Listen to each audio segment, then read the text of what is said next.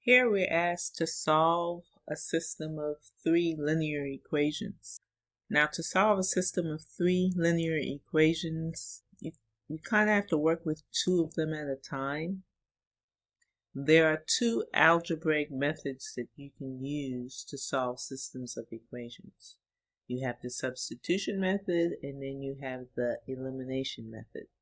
I'm probably going to use them both at some point or another.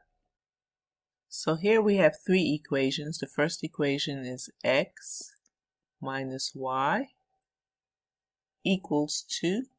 Then the second equation is 5x minus 4z equals 20. And the last equation is 5y plus z equals 10. As I'm looking at this, I see that the easiest one to solve for a variable would be this one.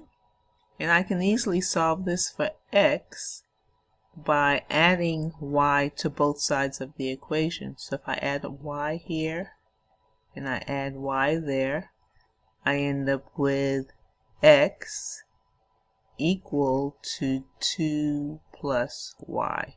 Now I can take this value of x that we just found and I can plug it into the second equation for x. So if x is equal to 2 plus y, what I'm going to do is I'm going to take this value here, 2 plus y, and I'm going to plug it in for x here. So equation 2 now becomes 5 times, instead of putting an x, I'm going to put 2 plus y minus 4z equals 20. I end up with, multiplying this out, I end up with 10 plus 5y minus 4z equals 20. And I'm going to subtract 10 on both sides of the equation, and so that goes away. I'm left with 5y minus 4z equals 20 minus 10, which gives me 10. Notice I've used the first two equations. The only equation I haven't used yet is the third equation. And when you're solving systems of equations, you want to make sure that all of the equations that you're working with are involved to make sure you get the accurate solution. But the good thing about this is that the third equation, 5y plus z equals 10, and this equation that we just got down here, they have the same variables. They have a y and a z. So that makes it nice and neat for us to solve. We've now reduced our system of three equations to just two equations, and we have two variables. So our goal is to get rid of one of these variables, and I'll do that by multiplying the first equation by a -1. You have to do it to both sides. And by multiplying by -1, that's going to give me a -5y minus z equals -10. I'm going to take the second equation and just bring it down.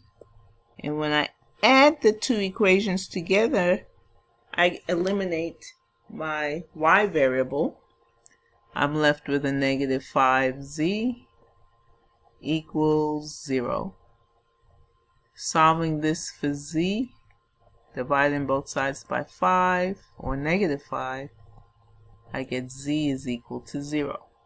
So we have found one of the variables of the three variables that we need to find.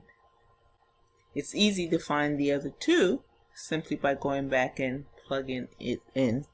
If z is equal to 0, I know from the third equation in our original problem, 5y plus z is equal to 10?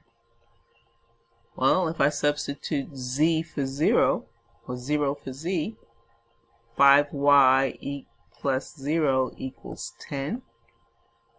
Well, that means that 5y is equal to 10. Divide both sides by 5.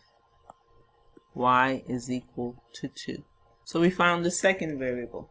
We found z, and now we found y.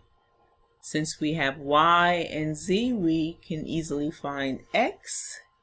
Using the first equation, we know that x minus y is equal to 2. Well, we know that y is equal to 2, so I'm just going to substitute 2 for y. So x minus 2 equals 2. I'm going to add 2 to both sides, and I get x is equal to 4. So the solution would be A, and you just plug in these values. X equals A, y equals 2, and z equals 0.